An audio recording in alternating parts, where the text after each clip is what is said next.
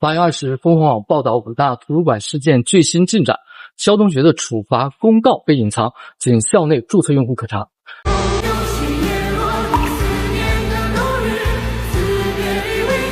武大搞这种小动作，除了让人觉得猥琐，也更加验证了陈老总诗篇“手莫伸”中的名句：“手莫伸，伸手必被捉。党与人民在监督，万木睽睽难逃脱。”凤凰网的报道也是继8月1日武汉大学通报会对肖同学纪律处分、杨某某学位论文进行全面调查复核过去20天首次主流媒体进行的跟踪报道。虽然8月14日新华社连发2条社评，舆情应对为上不为实的现象，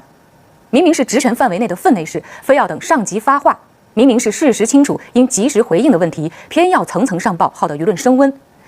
舆情应对为上不为实，是一种向上甩锅。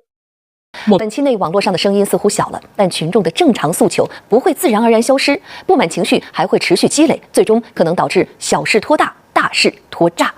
莫把民情当作舆情，但毕竟都没有指名道姓。毕竟就算是影射武大图书馆事件，但不限于武大图书馆事件。此次武大隐藏肖同学处罚公告的骚操作，无异于主动送热度，主动送流量。据悉，武汉大学2025级新生报到时间为9月1日，老生返校时间为9月7日。届时，就算学生和家长们不议论武大图书馆事件，哪怕是去武大图书馆拍张照、打个卡，势必又是一波新的热度与流量吧。届时，如果学生和家长纷纷议论武大图书馆事件，无论学校选择赌还是输，无论开学第一课让学生们学习的是担当还是沉默，势必都是一波新的热度与流量吧。由此可见，无论是出于对学生的关爱，还是出于对舆情的规避，武大对于肖同学纪律处分、杨某某学位论文进行全面调查复核的结果的公布，都不应该再拖延下去了。